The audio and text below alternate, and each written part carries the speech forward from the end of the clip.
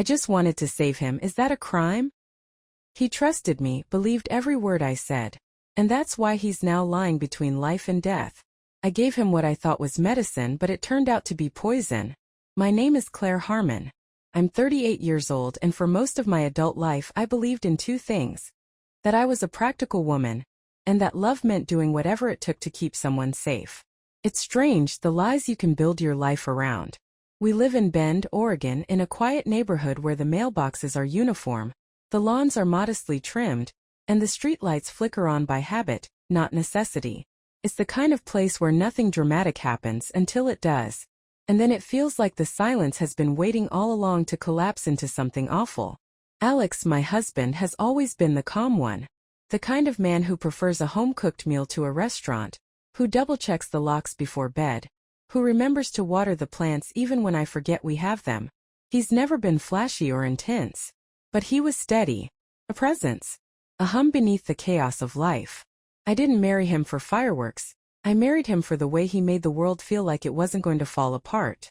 And yet last fall he started falling apart. It was subtle at first. He began coming home from work quieter than usual. He'd kick off his shoes and sink into the couch, closing his eyes before even taking off his tie. Just tired, he'd say. I believed him. We were both tired. Who isn't these days? But then he began rubbing his temples every night, and squinting like the lights were too bright. He complained of dizziness when standing too fast. He snapped at me over nothing once, something about recycling, and immediately apologized as if the outburst surprised even him. Then there was the day I found him sitting in the car in the garage, engine off, keys in his lap, eyes distant. I knocked on the window and he jumped like I'd pulled him from a dream. He said he'd just forgotten why he was out there. I told him to see a doctor. He resisted. It's stress, he said. I'm just getting older. Everyone feels like this after 40. But the thing is, I know his rhythms. I know when his smiles are real and when they're for show. And this wasn't stress. This wasn't him. Eventually I got him into a clinic. The doctor glanced at his blood pressure, asked a few questions and shrugged. Normal aging, he said. A little fatigue, maybe some sleep issues. Cut back on caffeine. Try meditation. We left the office with a packet about mindfulness and a recommendation to drink more water. That night, I lay awake staring at the ceiling, listening to Alex breathing in a rhythm that didn't feel right. Too shallow. Too fast. I felt like something was slipping through my fingers and I couldn't even name it. That was when I started researching. Late at night, in bed beside him, I scrolled through forums and alternative health sites, desperate for answers that didn't come in glossy pamphlets or dismissive smiles. I wanted something concrete. Something real. One night around 1 a.m. I saw it. An advertisement slid across my screen. Your husband may be at risk. Cleanse his blood vessels before it's too late. The man in the video wore a white coat. No stethoscope. Just piercing eyes and a calm voice. He spoke of silent inflammation, toxic buildup, and how modern medicine was too slow to catch it. He warned of strokes that came without warning, of middle-aged men who never woke up from their naps. He mentioned kelp, ginkgo biloba, ancient remedies modernized with pharmaceutical precision. And then he said something that still echoes in my head. Don't wait for the emergency room. Prevention is power. You know your loved ones better than any doctor ever will. I felt a chill run down my arms. I clicked the link. The site was glossy, professional-looking, with before and after brain scans and testimonials from wives who looked a lot like me, tired, anxious, clutching their husbands' hands. A red banner blinked. Only 5 rescue kits left at this price. And then the chat box popped up with a question that made my heart stop. Do you want to save your husband? Yes, I typed without even thinking. Yes, I would do anything. They called me before I could even second-guess myself. I hadn't completed the order. My cursor was hovering above the confirm purchase button when my phone rang. Unknown number. Normally I don't answer. But that night, sitting cross-legged in the dim light of the kitchen, with the hum of the refrigerator louder than my thoughts, I did. Mrs. Harmon? A woman's voice asked. Polished, calm. Almost maternal. I saw your inquiry. I'm so glad you reached out. I didn't remember entering my number. I didn't mean to. I stammered, suddenly aware of how crazy this all felt. No, no, she said gently. You did the right thing. You're listening to your instincts. And they're trying to save your husband's life. That made me sit up straighter. What do you mean? She asked about Alex's symptoms. I told her everything: his fatigue, the dizziness, the memory lapses. She hummed as I spoke, like she already knew the story. Like she'd heard it 100 times before from 100 other worried wives. Classic signs of microvascular stress, she said. You won't hear that from mainstream doctors. They're trained to wait until the body breaks down. But we intervene before that happens. Prevention, not reaction. My stomach twisted. I was desperate for anyone to take me seriously. And here she was confirming what I had feared in the dark. That I wasn't overreacting. That I wasn't just being emotional. What do I do? I asked, voice barely a whisper. She didn't hesitate. We have a vascular rescue course. A 12-week program designed to restore circulation, reduce oxidative stress, and eliminate the hidden blockages that lead to strokes and heart failure. She made it sound scientific. Medical. Necessary. Is it safe? Absolutely, she said. Plant-based. Used across Europe and Asia for decades. It's the pharmaceutical industry that wants you to be afraid. But we believe in natural healing. Your husband deserves better than another bottle of pills that mask symptoms. I didn't tell her how ironic that sounded. Then she told me the price. $899. I froze. Mrs. Harmon, she said gently, as if sensing my hesitation. What is peace of mind worth to you? What would you pay to know your husband won't collapse on the floor one morning and never get back up? She didn't raise her voice, but it felt like she had slammed her hand on the table. I thought of Alex slumped over in the driver's seat, forgetting why he was there. I'll do it, I said. She confirmed my address without asking me for it. That should have been a red flag. But I wasn't looking for red flags. I was looking for hope. It'll arrive in 2 days, she said. Start immediately. And Mrs. Harmon. Yes. You're doing the right thing. 2 days later, a courier in a black van dropped off a silver-foiled box. No branding. No sender name. Just my name scrawled on a sticker in blocky letters, like a prescription someone didn't want traced. Inside the box were 3 matte black canisters. Each had sleek labels written in Cyrillic and halting English. No instructions, just phrases like Cognitive Circulation Enhancer and Vessel Purification Series. There were no manufacturer details. No expiration dates. Just a strange double helix logo wrapped around a heart. I should have stopped there. I should have paused. But I was too far in now. I'd paid nearly $1,000. I had a box of miracle pills. And I had a husband who was slipping away in front of me, quietly and without warning. Alex stood in the kitchen as I unscrewed the first canister. The pills were huge, dark green, and smelled faintly of the ocean. What is it? He asked, peering over my shoulder. Supplements, I said softly. Just some natural stuff I found. For circulation. Energy. The works. He frowned. You really think that'll help? I looked him in the eyes and said the most dangerous words I've ever spoken. Just trust me. He did. He took the pill without resistance. No fight. No questions. He believed in me the way I used to believe in the world, wholeheartedly, naively, completely. And that belief would almost kill him. The first day, nothing happened.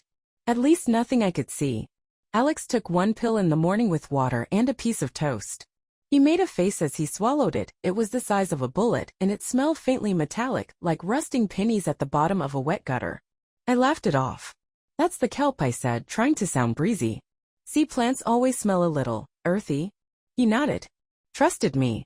That trust, so easy for him, so devastating for me, would become the weight I'd carry for months after. The day passed quietly. He said he felt a little tired, but we chalked it up to the weekend.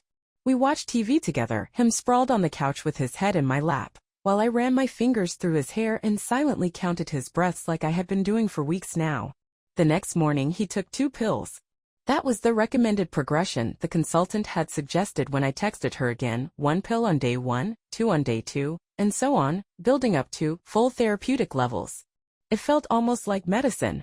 Like we were finally doing something instead of just waiting for things to get worse. That afternoon he complained of nausea. He came out of the bathroom pale, the kind of pale that looks gray under normal lighting. I asked if he was okay, and he gave me a tight smile.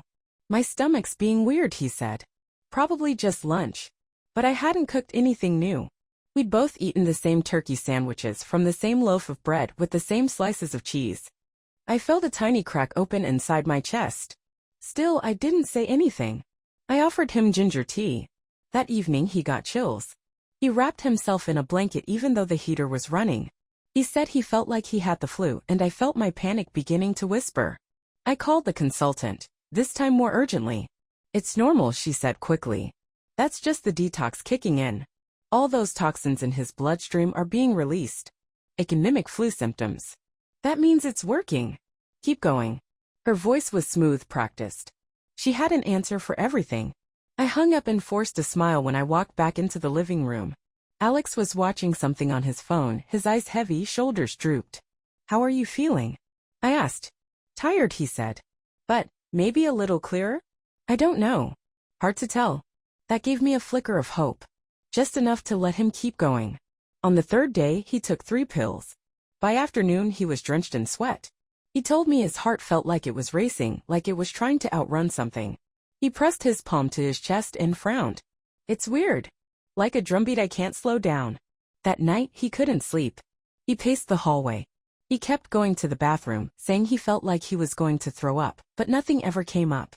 By midnight, his breathing was short and sharp. He sat hunched over the toilet, one hand clutching his ribs like he was bracing himself for something worse. I wrapped my arms around him, trying to keep him steady. He was shaking. Maybe we should stop the pills, I said finally. He looked at me with dazed, bloodshot eyes. Didn't you say they'd help? And that question. That soft, unguarded question, like a child asking if the monsters under the bed were real. I nodded. Yes. Maybe they're working too fast. He laughed weakly. Even my detox is overachieving, huh? I helped him to bed, pulled the blankets up to his chin. He closed his eyes. At 2:37 a.m., I woke up to a crash. It was the kind of sound that doesn't come from clumsiness or an accident. It was the sound of something falling that shouldn't have. I ran into the hallway. Alex was on the floor, crumpled against the wall. One leg twisted beneath him, one arm limp at his side. His head was tilted at an unnatural angle, and for a second, just one horrifying second, I thought he was dead. Alex. I dropped to my knees, shaking him. Alex. His eyes fluttered open, unfocused. He couldn't speak. He tried, but his mouth moved without sound. My hands trembled so violently I almost dropped the phone as I called 911. I gave them our address through sobs. I stayed beside him, whispering over and over, hold on. Please, please hold on. The ambulance arrived fast, lights bathing our neighborhood in red and blue panic. The neighbors would ask questions later. For now it was all flashing lights and loud voices in gurneys. Inside the ambulance, they asked what he had taken. I started to answer and realized I didn't know. I held out the canister. One of the paramedics gave me a sharp look. Where the hell did this come from? I don't know, I whispered. Online. A program. It was supposed to help him. His face darkened. He's reacting to something. We're seeing signs of acute iodine toxicity. If this stuff has kelp, and he has any sensitivity, his body could be shutting down. The other medic muttered something about blood pressure being through the roof. I sat in the corner of the ambulance, clutching my knees, feeling like a child who had done something wrong but didn't know how to fix it. Alex was seizing. I closed my eyes and prayed. Not to a God I believed in, just to anything listening. I said, please don't let him die because of me. The doors of the ICU swallowed him. I wasn't allowed in right away. A nurse with kind eyes and clipped professionalism sat me down in a waiting room that smelled like antiseptic and tiredness. She handed me a clipboard with forms I couldn't see through the blur of tears and adrenaline.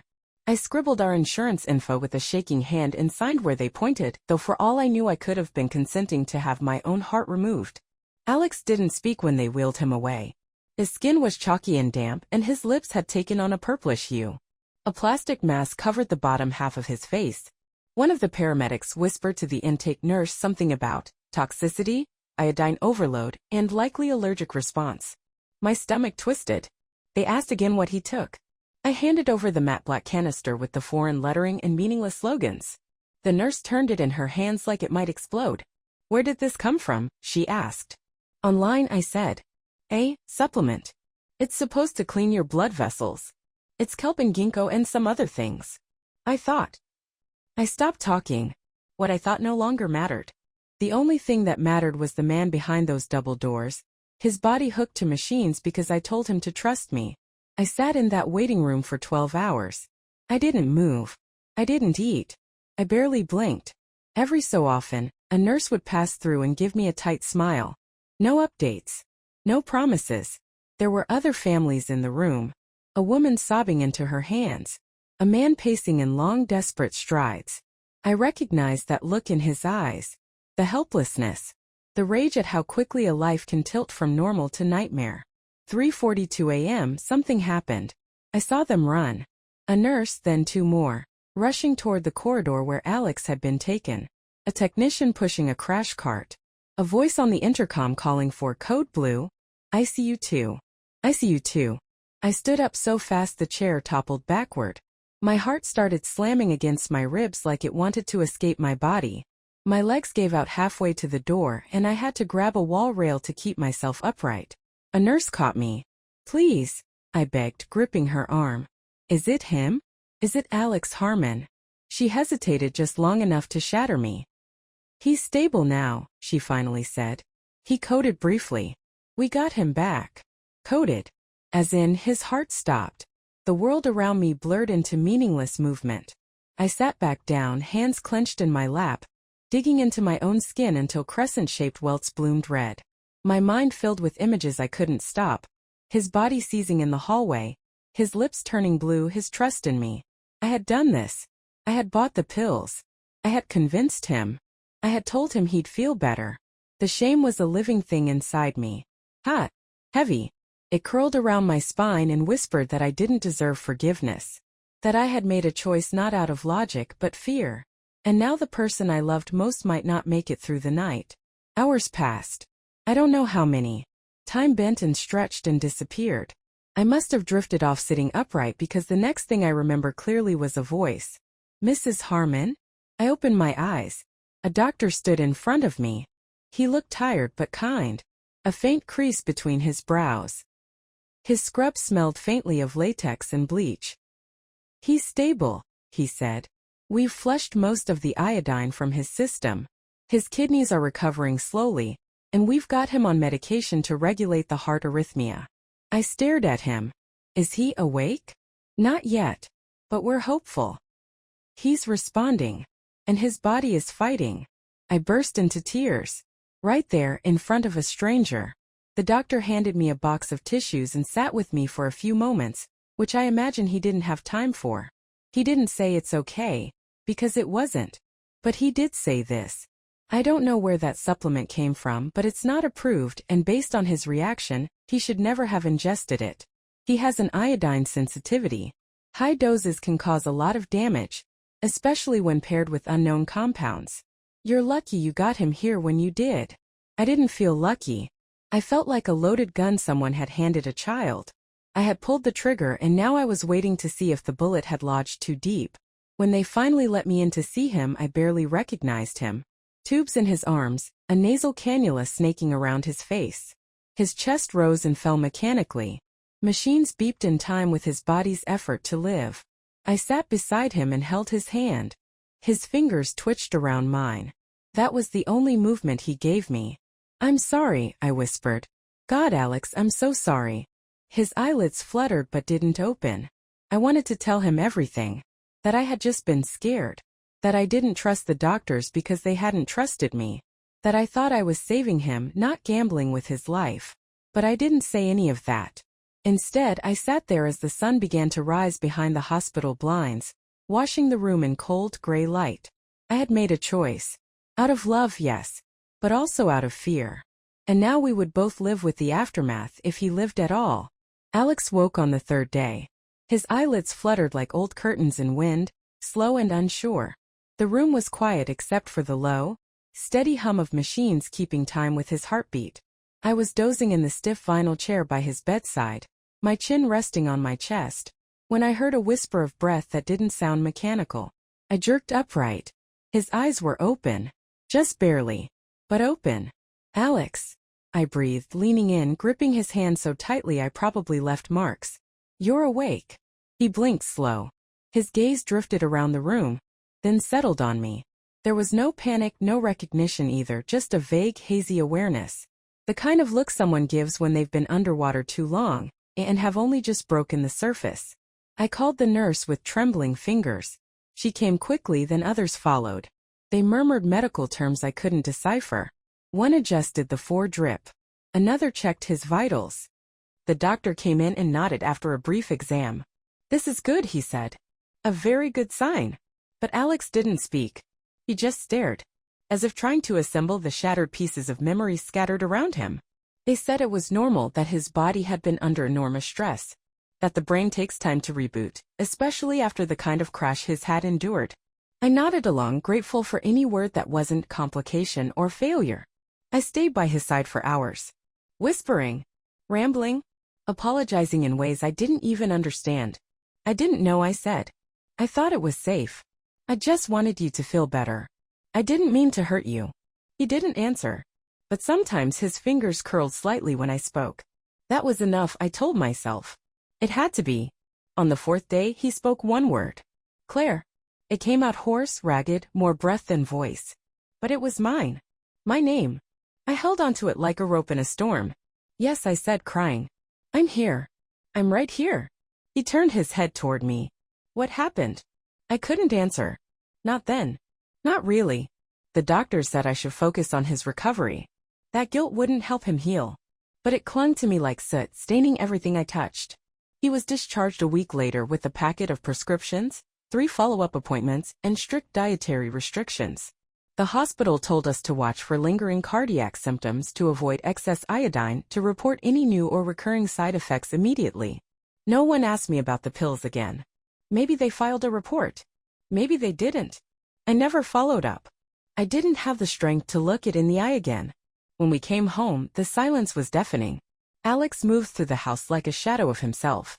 He didn't touch the television. Didn't play music. Didn't sit in his favorite chair.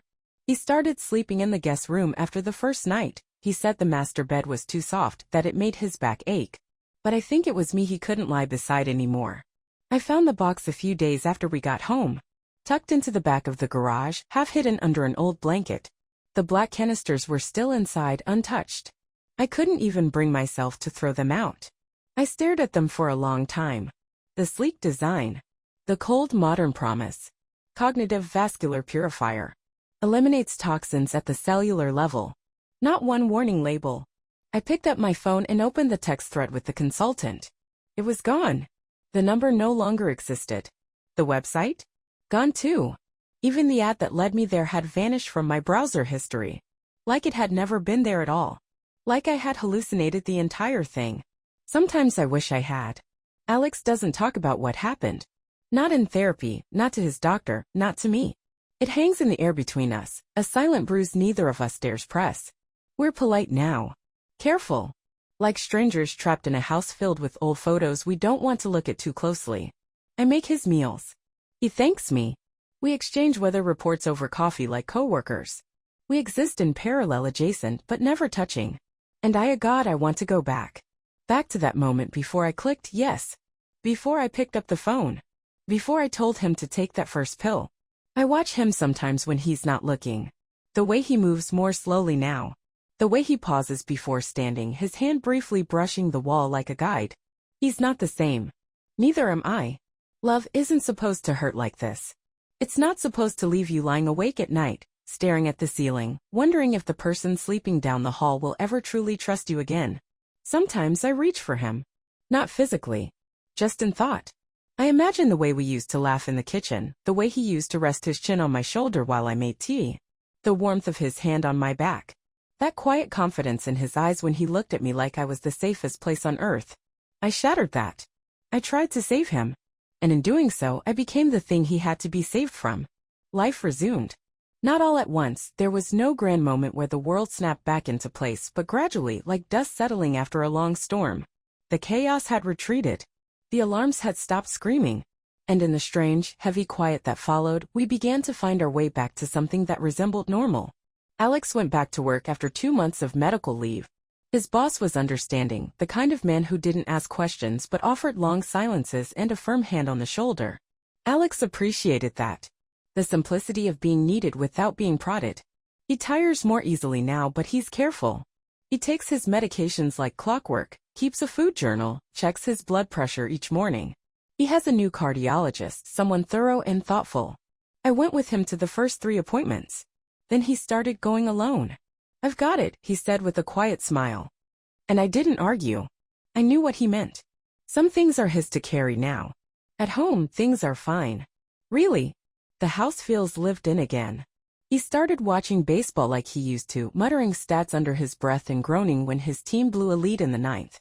I caught him singing once just a few bars of an old Tom Petty song while making coffee, and I nearly cried into my cereal. We eat dinner together most nights. Small meals. Simple foods. I've become something of an amateur nutritionist, memorizing ingredients, tracking iodine levels, avoiding processed snacks with almost religious devotion. He never comments on it, but sometimes I catch him watching me from across the table, eyes soft and unreadable. We even laugh sometimes. Last week, I told him a story about a woman at the grocery store who tried to return a watermelon because it tasted too green. He actually snorted. A real laugh, not the polite kind. We have our rituals. Our grooves. The worst is behind us. But peace, I've learned, doesn't mean forgetting. It just means the pain has learned to sit still. There's a new layer to everything now. A thin film of memory between us and the world, like glass that was once cracked and has since been sealed. Strong again, but never quite invisible. We don't talk about the pills. Not because we're avoiding it, but because it doesn't live in words anymore. It lives in glances. In the way I always ask, "How are you feeling?" with just a little too much weight. In the way he answers, "I'm good," with just enough pause to let me know he remembers. It lives in the fact that the box is still in the garage. I couldn't throw it out. I thought about it. I even brought it to the trash once, opened the lid, stared down into the dark. But something in me hesitated. Not because I wanted to keep it, but because it felt like erasing a crime scene before the investigation was over. So it sits there, wrapped in a grocery bag, stuffed behind old gardening tools. Sometimes I catch myself staring at the garage door when I pass, my fingers twitching to go check, to remind myself it's still real. That I didn't dream it. That it happened. It's been 4 months. Alex's health is stable. His doctors are pleased. His blood pressure is under control. His latest skin came back clean. Every test is a small celebration, a proof that he's still here, that the damage wasn't irreversible. We even went away for a weekend, just to the coast, a tiny Airbnb with chipped paint and creaky floors. We walked along the shoreline like tourists, bought saltwater taffy from a roadside shack. We didn't talk about hospitals or medicine or iodine. We just held hands and let the cold ocean wind tangle our hair. He kissed me that night, slow and gentle. Familiar but changed. As if to say, we're still here. Even if we're not the same. And I kissed him back fiercely. Because I needed to say, thank you for staying. In some ways, we're better now. There's a softness in our silence. A reverence for the ordinary. We don't take things for granted, not anymore. We make the bed together. We fold laundry in the living room with music playing low. He brings me tea in the mornings. I run him baths when he's sore. It's simple. Unremarkable. But it feels like treasure. There are still days when I spiral. When the guilt rises like a tide I thought had receded for good. But those moments pass quicker now. I let them wash over me. I remind myself that I'm doing better. That we're doing better. And we are. People ask how Alex is doing and I say he's great. And it's true. People ask how I'm doing and I say we're okay. And that's true too. We're okay. Everything has settled. Everything is fine. But some nights after he's fallen asleep, I lie awake in the dark and remember the question that started it all, the one whispered through a glowing screen in the middle of the night, when I was scared and searching for hope. Do you want to save your husband? And every night I think the same thing. I did. But I almost didn't.